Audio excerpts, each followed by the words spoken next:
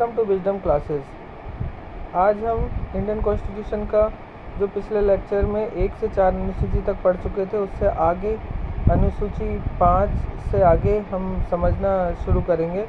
और उसी तरीके से जिस तरीके से पिछले लेक्चर में पूरी तरीके से समझाया गया था, इस लेक्चर में भी उसी तरीके से किस सूची में क्या लिखा है, किस अनुच्छेद में क्या लिखा है, उसी प्रक्रिया को आगे बढ़ाएंगे।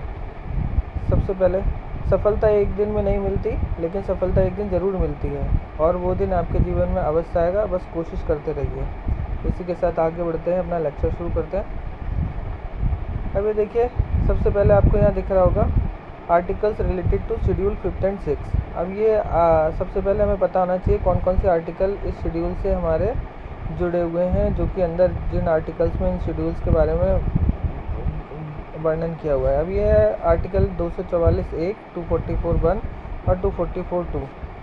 अब ये दोनों 5th और 6th को एक साथ ही मैंने ले लिया, क्योंकि उन आर्टिकल्स का भी सीरियल से ही है। वो अब क्या लिखा हुआ है उससे ही आपको समझ में आ जाएगा। यहाँ लिखा है 5th schedule shall be applied to the administration and control.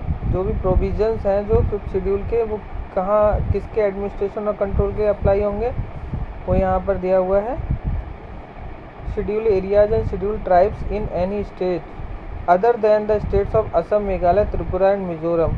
तो जो असम, मेघालय, त्रिपुरा और मिजोरम के अलावा जो भी शेड्यूल एरियाज और शेड्यूल ट्राइब्स वाले स्टेट्स हैं, उनमें 5th शेड्यूल में जो भी प्रोविजंस दिए हुए हैं एडमिनिस्ट्रेशन और कंट्रोल के लिए इनसे संबंधित, वो अप्लाई होंगे। ठीक है। ऐसे ही 6th शेड्यूल वाले जो प्रोविजंस दिए हुए हैं वो कहाँ अप्लाई होंगे, वो 244(2) में दिया हुआ है, असम, मेघालय, त्रिपुरा और मिजोरम में। ठीक है। तो ये चीज़ यहाँ दी हुई है। आप बस यहाँ पे आप देखिए, केवल और केवल ये शेड्यूल और 6th शेड्यूल, इनका शेड्यूल्स का दे दिया। अब शेड्यूल में प्रोविजंस जो दिए हुए हैं वो शेड्यूल में दिए होंगे। अब हम समझते हैं उन शेड्यूल्स में प्रोविज़न कौन से दिए हुए हैं। अब ये देखिए, सबसे पहले देखिए वो शेड्यूल एरियाज और ट्राइबल एरियाज हैं कौन से हमारे देश में। शेड्यूल एरियाज और ट्राइबल एरियाज क्या हैं? ट्राइबल जो हैं वो कहाँ कहाँ हैं ट्राइबल्स, तो ये सबसे ज़्यादा जो हैं वो यही 10 स्टेट्स जो इस तरीके से इस तरफ दिखाए हुए हैं, ये और 4 ये हैं। तो इन्हीं में ज़्यादा ट्राइबल्स हैं, यानी कि जनजातियां हैं। अब उसमें भी अंतर क्या है, इन दोनों को अलग अलग क्यों रखा गया है? क्योंकि जो 6th शेड्यूल के अंदर ये 4 स्टेट आते हैं, कौन कौन से आते हैं? असम, मेघालय, त्रिपुरा और मिजोरम। यहाँ पर जो जनजातियाँ हैं वो अभी उनकी स्थिति, अब वो अपनी संस्कृति से उसी तरीके से जुड़ी हुई हैं और उन्हीं परंपराओं को अपना रही हैं जो उन्होंने बहुत पहले से अपनाती हुई आ रही थी। यानी कि उनकी स्थिति अभी पिछड़ी हुई है और उनके लिए विशेष प्रावधानों की ज़रूरत है, जिससे उनकी स्थिति को और अपलिफ्ट किया जा सके। तो इस वजह से इन्हें अलग रखा गया और ये उनके उस स्टेट में जो भी और जातियाँ हैं उनसे घुल मिल नहीं पाई हैं।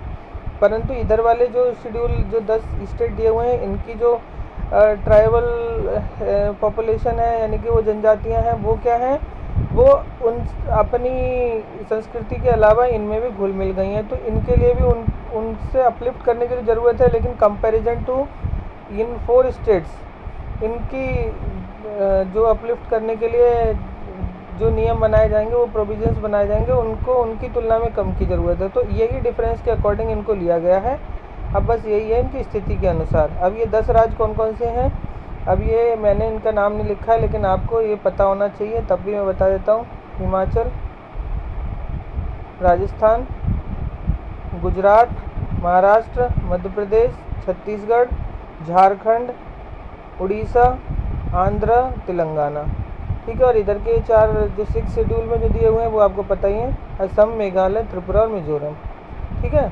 अब इन्हीं के बारे में प्रोविजंस जो दिए हुए हैं वो हम अंदर देखते हैं क्या क्या दिया हुआ है 5th अनुसूची में, यानी 5th शेड्यूल में क्या दिया हुआ है। अब सबसे पहले इनको दोनों अनुसूचियों में 3 चीज़ों को बहुत अच्छे तरीके से समझना है। एक तो राष्ट्रपति की क्या शक्तियाँ हैं और वहाँ के जो किसी संसद और राज्य विधानमंडल के जो कानून बनाए जाते हैं वो इन पे कैसे एप्लीकेबल होंगे, और ट्राइबल जो काउंसिल्स हैं और जो स्वायत्त शासी ज़िले हैं उन सब में क्या अंतर है और राज्यपाल की क्या भूमिका है। इन्हीं के आधारों पर अंतर रहेगा, वही हम सबसे पहले समझते जाएंगे। उन्हीं चीज़ों पे आप ध्यान देते रहिएगा। अब अनुसूचित क्षेत्र, अब यानी कि जो शेड्यूल एरियाज है इनकी घोषणा कौन करता है? फिफ्थ अनुसूची के अंतर्गत। फिफ्थ अनुसूची के अंतर्गत आ रहा है तो उन 4 स्टेट्स को छोड़ दिया जा रहा है, बाकी सारा इंडिया, और जहाँ जहाँ शेड्यूल ट्राइब्स हैं तो उनके जो शेड्यूल एरियाज कौन से हो जाते हैं, जहाँ एक साथ वो रहती हैं। अब इनकी घोषणा कौन करता है उन शेड्यूल एरियाज की कि इस स्टेट में ये एरिया हमें शेड्यूल एरिया मानना चाहिए? तो इसकी घोषणा कौन करेगा? राष्ट्रपति किसी क्षेत्र को में, अब देखिए ये राष्ट्रपति करते हैं अनुसूचित क्षेत्र की घोषणा। अब जो एरिया घोषित तो हो गया, अब उसका क्षेत्रफल घटाना है, बढ़ाना है, उसका नाम बदलना है, या उस क्षेत्र को समाप्त भी कर देना है कि अगर उनका अपलिफ्टमेंट हो गया तो क्षेत्र को समाप्त करने, तो ये भी राष्ट्रपति करते हैं, लेकिन राज्यपाल के परामर्श के बाद। ठीक है, क्योंकि राज्यपाल की भूमिका स्टेट में ज़्यादा रहती है इसलिए, और वहाँ की परिस्थितियों के और उनके बारे में उन्हें अधिक जानकारी होती है। अब ऐसे केंद्र और राज्य की कार्यकारी शक्तियाँ, मैंने बताया पहले तो राष्ट्रपति और राज्यपाल की भूमिका का पता लग गया आपको। अब ये केंद्र और राज्य की कार्यकारी शक्तियाँ उन 4 स्टेट्स को छोड़ के बाकी स्टेट्स के जो अनुसूचित क्षेत्र हैं उनमें कार्यकारी शक्तियाँ किस तरीके से लागू होती हैं। और राज्य की कार्यकारी शक्ति इनके अंदर अनुसूचित क्षेत्रों में लागू तो होती है, ऐसा नहीं है कि पूरी तरीके से लागू नहीं होती है, उनके भी जो कानून है वो लागू होते हैं, लेकिन इसके साथ साथ ऐसे क्षेत्रों पर राज्यपाल की विशेष जिम्मेदारी दे दी जाती है, और राज्यपाल इन क्षेत्रों के प्रशासन के बारे में राष्ट्रपति को वार्षिक रिपोर्ट देते हैं, ईयरली रिपोर्ट देते हैं, और अगर जब वो मांगे तब भी देनी पड़ती है। इन क्षेत्रों के प्रशासन के बारे में केंद्र राज्यों को भी निर्देश देते हैं, और जो राज्य हैं उनको केंद्र भी निर्देश देते रहते हैं, क्योंकि उनकी जिम्मेदारी बनती है कि इन शेड्यूल एरियाज़ का डेवलपमेंट हो, तो उनके लिए वो निर्देश देते रहते हैं। अब जो मैंने बताया कि काउंसिल की बात आती है ना, कि तो ये काउंसिल को समझना ज़रूरी है। जनजातीय सलाहकार परिषद या ट्राइबल एडवाइजरी काउंसिल, ये जो है सबसे बड़ी जो 5th शेड्यूल के जो अनुसूचित क्षेत्र हैं उनके लिए ये इसका गठन किया जाता है, ट्राइबल एडवाइजरी काउंसिल। अब इसका काम क्या होता है, जो भी अनुसूचित क्षेत्र हैं 5 के अंतर्गत, उनमें जनजातीय सलाहकार परिषद का गठन होता है। इसमें 20 सदस्य होते हैं, जिनमें से मतलब 3/4 यानी कि 3/4 कितने हुए, 15 सदस्य। तो ये कहाँ से लिए जाते हैं, उसी राज्य की जो विधानसभा है वहाँ पर जो अनुसूचित जनजाति के प्रतिनिधि होते हैं उनमें से चुने जाते हैं। और वैसे तो अधिकतर ऐसा होता ही है कि उनमें इतने प्रतिनिधि होते हैं, 15 प्रतिनिधि उससे संबंधित, लेकिन अगर ना हो तो अन्य में से चुने जाते हैं। ठीक है, अब क्या होता है कि ऐसी जगह भी बनाई जा सकती है। ये ट्राइबल एडवाइजरी काउंसिल 10 तो हैं, वो उनमें तो बनाई हुई है, लेकिन अगर ऐसे कोई राज्य हों जहाँ पर अनुसूचित जनजातियाँ तो हैं लेकिन अनुसूचित क्षेत्र घोषित नहीं किया गया राष्ट्रपति के द्वारा, तो राष्ट्रपति अगर निर्देश दे तो इनमें भी ट्राइबल एडवाइजरी काउंसिल बनाई जा सकती है। ठीक है, तो ऐसा अगर आ जाए तो वो भी समझना ज़रूरी है। अब आते हैं अनुसूचित क्षेत्र में कानून कौन से लागू होते हैं। जो मैंने कहा था कि केंद्र और राज्य के कानून लागू तो होते हैं, अब उसके अलावा राज्यपाल की भूमिका उसमें बढ़ जाती है। अब राज्यपाल को ये अधिकार है कि वो संसद या राज्य विधानमंडल के किसी विशेष अधिनियम को अनुसूचित क्षेत्र में लागू करे या नहीं, ये या उसमें कुछ परिवर्तन के बाद लागू करे। ये राज्यपाल पर निर्भर करता है कि उनके कानून को लागू करे। वैसे तो नॉर्मली लागू होते हैं, लेकिन अगर राज्यपाल चाहे, उसको अधिकार है कि वो इन्हें लागू करे या ना करे, या कुछ परिवर्तन के बाद करे, क्योंकि उसकी सबसे बड़ी जिम्मेदारी क्या होती है राज्यपाल के, अनुसूचित क्षेत्रों में शांति और अच्छी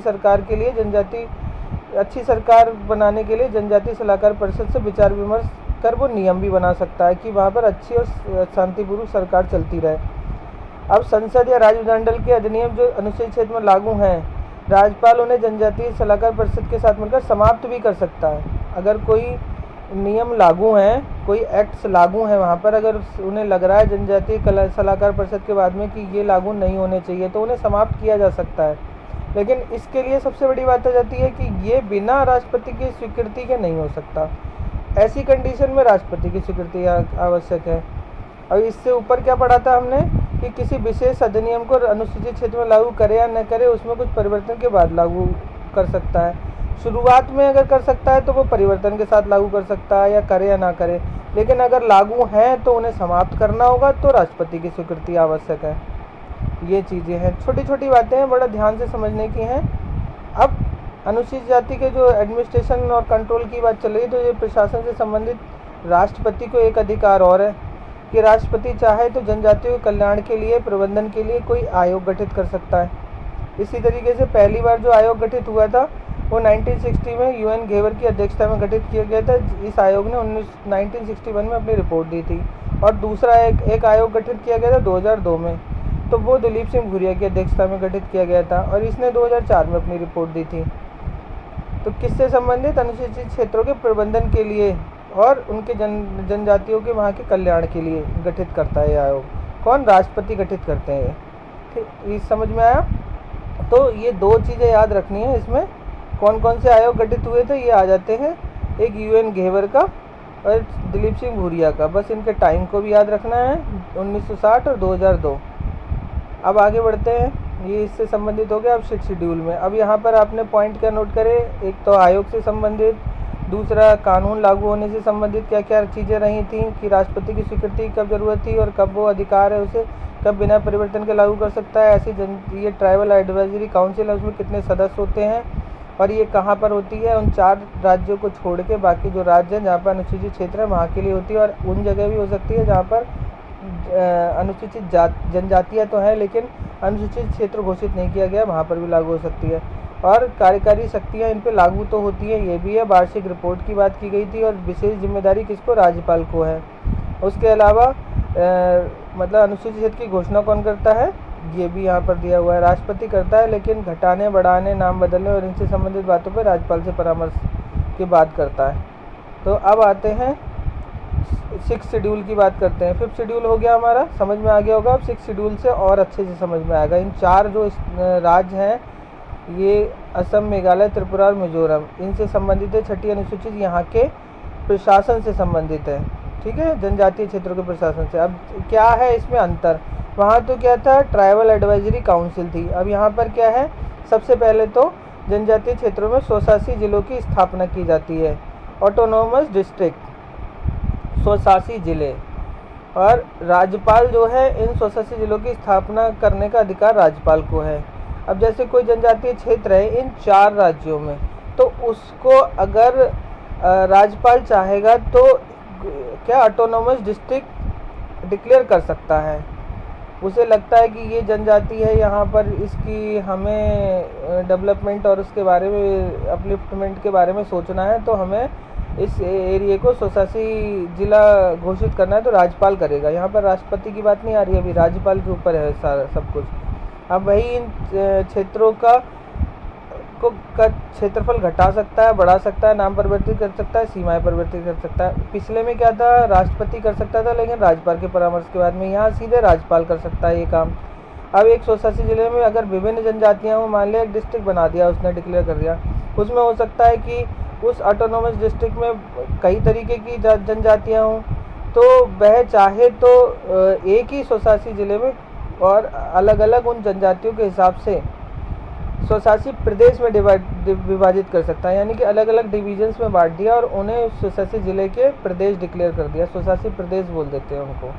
अब ये वैसा वाला प्रदेश नहीं है, एक स्टेट हो गया इंडिया के अंडर में, वो ये 4 स्टेट हो ही गए, लेकिन इनके अंडर में क्या हो रहा है? ऑटोनोमस डिस्ट्रिक्ट हो रहा है अनाउंस। और उस ऑटोनोमस डिस्ट्रिक्ट के अंदर भी अगर अलग अलग तरीके की जातियाँ हैं तो उन अलग अलग क्षेत्रों के हिसाब से उस जिले के अंदर कोई क्षेत्र को बनाना है तो उसे क्या कहेंगे? स्वशासी प्रदेश, ऑटोनोमस प्रदेश, ठीक है। तो अब आगे बढ़ते हैं। अब यहाँ पर ये अंतर आ गया। अब प्रदेश स्वशासी जिले में एक जिला परिषद होगी। अब यहाँ पर क्या होगा? डिस्ट्रिक्ट काउंसिल होगी। वहाँ पर कहती है ट्राइबल सलाहकारी परिषद, वो अलग चीज़ है। यहाँ पर स्वशासी जिले में एक जिला परिषद का गठन हो रहा है। अब उसमें 30 सदस्य होंगे, जिसमें 26 सदस्य वयस्क मताधिकार के आधार पर निर्वाचित किए जाएंगे। जैसे हम लोग एमएलए वगैरह चुनते हैं, ऐसे यहाँ पर या फिर वार्ड मेंबर वगैरह चुनते हैं। तो इसी तरीके से वहाँ स्वशासी जिले के इस काउंसिल के लिए जो डिस्ट्रिक्ट काउंसिल के लिए जो लोग चुने जाएंगे वो 26 तो चुने जाएंगे वयस्क मताधिकार के आधार वोटिंग के आधार पर।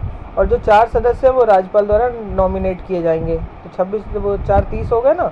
अब इनका कार्यकाल 5 वर्ष का रहेगा, जो कि हमारे निर्वाचित हैं। और बाकी जो मनोनीत सदस्य नॉमिनेटेड हैं वो राज्यपाल के प्रसाद पर्यंत रहते हैं। अगर राज्यपाल चाहे उन्हें समय से पहले हटा के दूसरे को नॉमिनेट कर सकते हैं। अब आती है जिला परिषद के अधीन काम क्या होते हैं। वहाँ तो केवल सलाहकारी परिषद उनको अपलिफ्टमेंट के लिए थी, यहाँ पर जिला परिषद को कुछ विशेष कार्य दे दिए गए हैं, जिसमें इन जनजातियों के लिए जो उनके अंडर में क्षेत्र आता है उसमें विधि बनाने की शक्ति, कानून बना सकते हैं। वो कानून किन पॉइंट्स पे बना सकते हैं?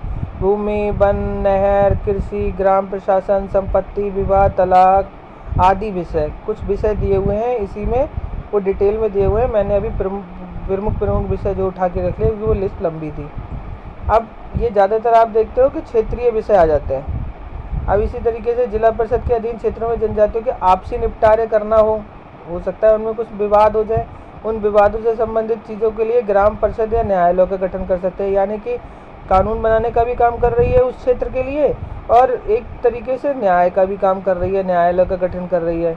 और प्राथमिक विद्यालय, औषधालय, बाजारों, भवन, सड़कों आदि का निर्माण भी कर रही है, यानी कि कंस्ट्रक्शन वर्क भी देख रही है उनके विकास के लिए। तो जिला परिषद के ऊपर बहुत जिम्मेदारी दे दी है। जैसे एक विधायक अपने क्षेत्र में करता है इतने सारी चीज़ों को ध्यान, या फिर ग्राम प्रधान अपने ग्राम में देखता है, ऐसे जिला परिषद जो ये हमारी ऑटोनोमस डिस्ट्रिक्ट है इसमें जो है ये काउंसिल उस तरीके के वहाँ के डेवलपमेंट के लिए देखती है। ये अंतर है, इसे विशेष अधिकार दे दिए गए। अब आती है बात इसमें और संसद और राज्य विधानमंडल से संबंधित चीज़ों से क्या रिश्ता रहता है वो देखते हैं। संसद और राज्य विधानमंडल के अधिनियम जो भी एक्ट वहाँ से पास हो रहे हैं स्वशासी जिले, स्वशासी प्रदेशों में लागू नहीं होते हैं। मतलब वहाँ तो ऐसा था कि लागू होते थे लेकिन राज्यपाल को अधिकार था वो लागू करे या ना करे, लेकिन यहाँ लागू होते नहीं हैं। अब क्या होता है, अगर लागू होते भी हैं कुछ अपवादों में तो उनमें कुछ परिवर्तन या उन अपवादों को हटा दिया जाता है जो इस क्षेत्र के लिए समस्या बन रहे हों। अब राज्यपाल स्वशासी जिलों या जिला परिषद के प्रशासन की जांच और रिपोर्ट देने के लिए एक आयोग का गठन कर सकता है। वहाँ कौन आयोग का गठन कर रहा था? वहाँ राष्ट्रपति कर रहे थे, UN घेवर और वो 2 भूरिया वाला आयोग का देखा था गठन।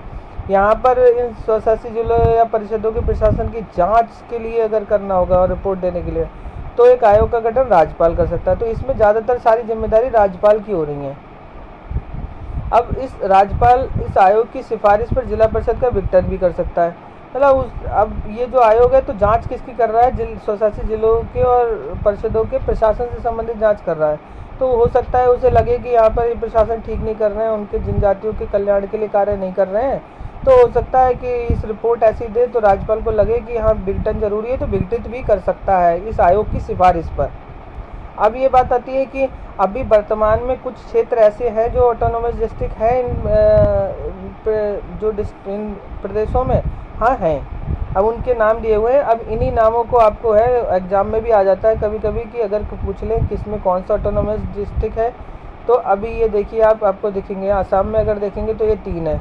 कौन से? नॉर्थ कछार, उत्तरी कछारी जिला, कछार हिल डिस्ट्रिक्ट, और Karbi Anglong, the Bodoland territorial areas district. तो ये 3 हैं असम में। ऐसे ही मेघालय में जो है खासी जयंती या गारो हिल्स डिस्ट्रिक्ट हैं, और त्रिपुरा में है क्या है? त्रिपुरा ट्राइबल एरियाज डिस्ट्रिक्ट नाम से।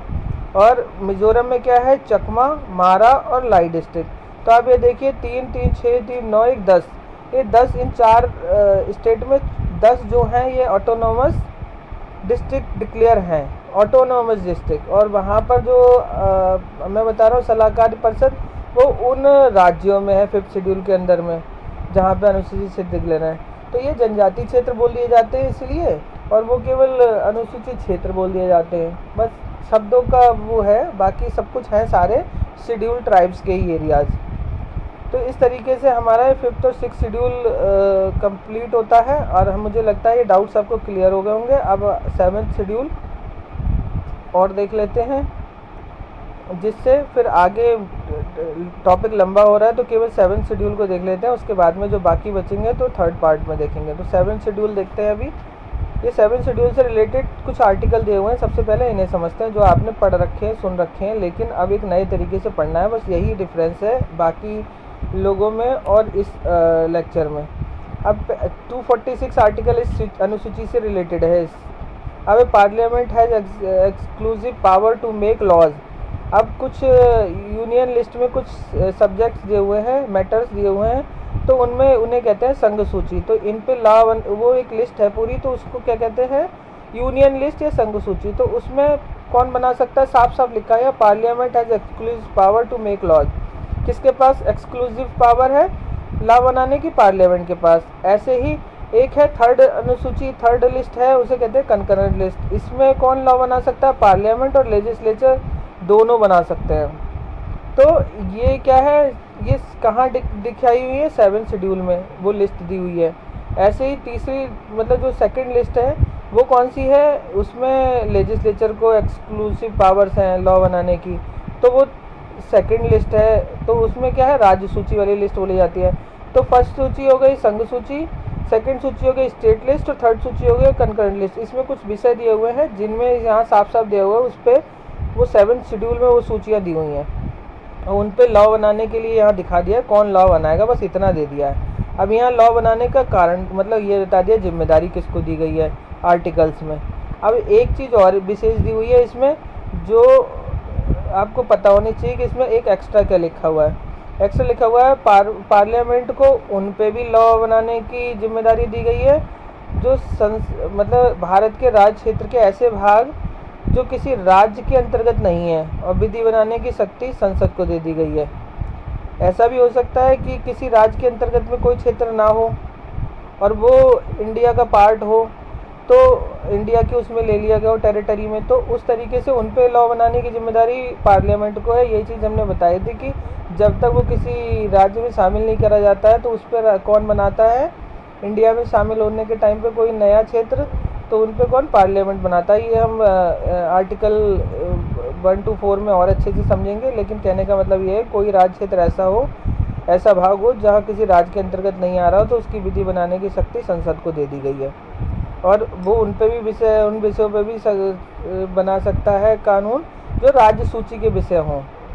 ठीक है, अब आगे बढ़ते हैं। अब सबसे पहली बात है क्या लिखा है संघ सूची में, ये पता होना चाहिए। अब आप देखिए यहाँ पर कुछ विशेष रूप में कुछ विषय दिए हुए हैं। जैसे अगर हम देखें भारत की और उसके प्रत्येक भाग की रक्षा से संबंधित, और नौसेना और वायुसेना से संबंधित, सशस्त्र संघ के अन्य सशस्त्र बलों से संबंधित, नौसेना और वायुसेना के अन्य काम, आयुध, अग्नायुध, गोला बारूद और विस्फोटक से संबंधित कानून कोई बनाना हो, परमाणु ऊर्जा की बात की गई है यहाँ पर, और ऐसे ही केंद्रीय सूचना और अन्वेषण ब्यूरो, रक्षा, विदेश कार्य और उनसे संबंधित, संघ का विदेश से संबंध, ये सब चीज़ें जो है इस तरीके से बहुत सारे दिए हुए हैं। मैंने सारी लिस्ट नहीं ली है, केवल आपको दिखाने के लिए यहाँ जोड़ दिया। तो यहाँ पर जो टोटल विषय दिए हुए हैं, लास्ट नंबर जो दिया हुआ है वो दिया हुआ है 97, सीरियल नंबर 97 है। लेकिन अब यहाँ पर आता है कि कोई कहता है 100 विषय है, कोई कहता है 97 है, मूल संविधान में ये था, वो सब चीज़ें था। और वर्तमान में आप जानते हैं क्या है, तो मैंने यहाँ पे पूरा स्टडी किया हुआ है, और ये जो मतलब संविधान से सारी चीज़ें नोट की हैं अभी हाल के में, उसमें डिटेल में। तो उसमें देखिए 33 पॉइंट डिलीट हो गया है, 92 डिलीट हो गया है, 92 गार्ड डिलीट हो गया जो कि बाद में जोड़ा गया था। तो सही मायने में 2 डिलीट हुए, 33 और 92। ये तो बाद में जोड़ा गया, डिलीट हो गया, इसकी काउंटिंग में नहीं है। तो 33 और 92 नंबर हटा दिए गए। अब ऐड कौन कौन से हो गए, 2 का, 92 का और 92 का। तो अब सबसे पहले 97 में से 2 माइनस कर दो आप, तो 2 माइनस कर दिए, ये वाले इधर वाले दोनों माइनस कर दिए, तो बचे 95। अब बाद में ये 3 और जुड़ गए हैं, तो 95 3 98।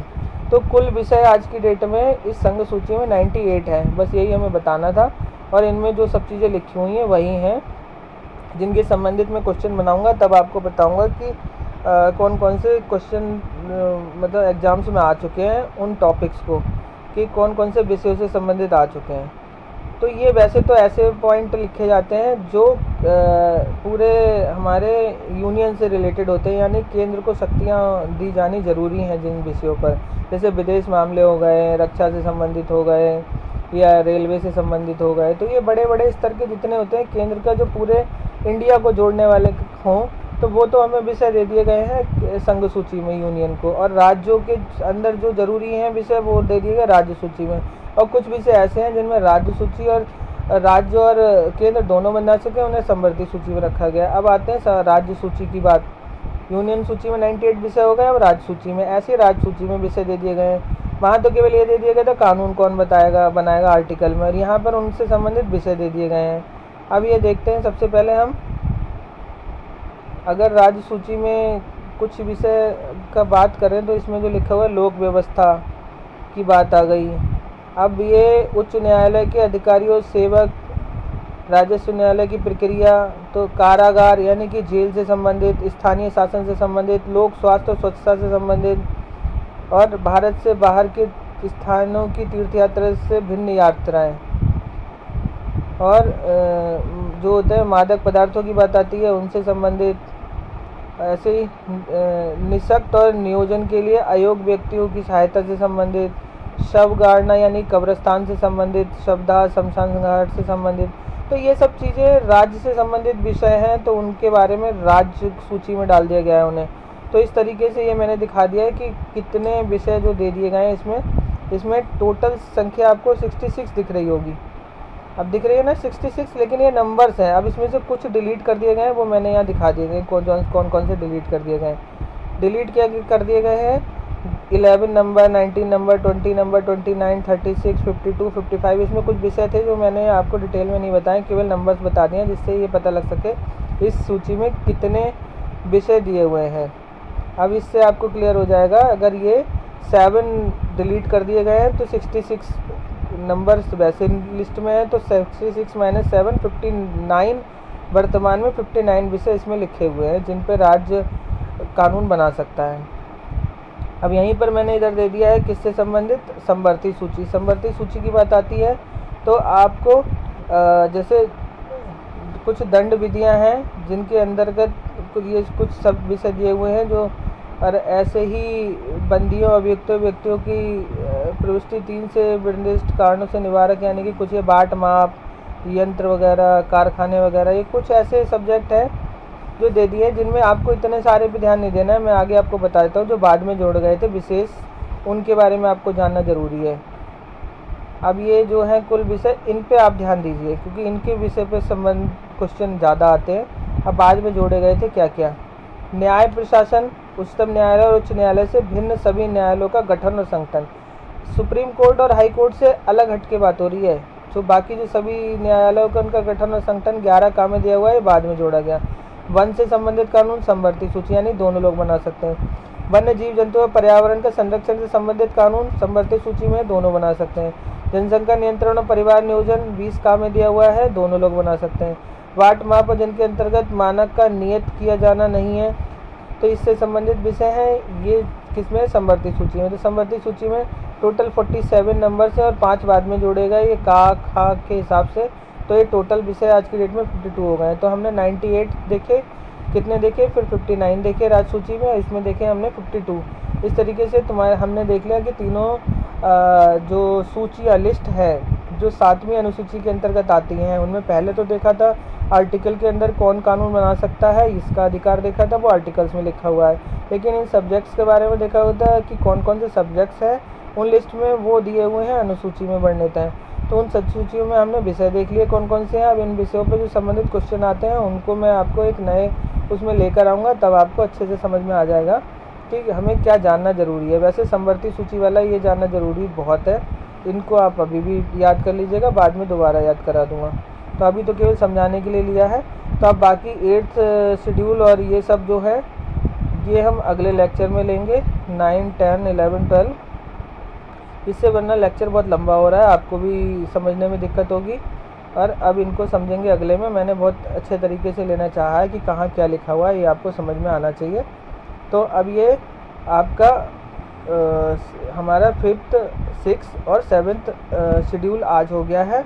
बाकी जो बचे हुए हैं वो हम नेक्स्ट लेक्चर में लेंगे, पार्ट 3 में। ज़्यादा अच्छे से समझाने के चक्कर में ये लंबा लेक्चर हो रहा है। अब कोई दिक्कत नहीं है, आगे अच्छे से समझ में आना चाहिए, तो पार्ट 3 से भी कोई दिक्कत नहीं है। तो आप समझ रहे होंगे, अब मैं नए तरीके से सिखा रहा हूँ आपको। तो अगर आपको ये लेक्चर पसंद आया हो तो लाइक कीजिएगा, शेयर कीजिएगा, और इसके साथ साथ चैनल को सब्सक्राइब करते रहिए, जिससे जो ये फ्री क्लासेस मैंने शुरू की हैं और IAS PCS के लिए विशेष तौर पर हैं ये, जिससे उन लोगों को भी इसका फ़ायदा मिल सके जो बड़ी बड़ी कोचिंग्स में नहीं जा सकते। और मैंने लेवल वही रखना चाहा है, मेरे पास सुविधाएं ज़्यादा नहीं है, फिर भी मैंने आपको कंटेंट ऐसा देना चाहा है जो आईएएस और पीसीएस लेवल का ही है, और आप उनको उसी डिटेल में समझा रहा हूँ जिससे आपके सारे डाउट्स क्लियर होते चले जाएँ। तो अब मिलते हैं नए लेक्चर में, तब तक के लिए धन्यवाद।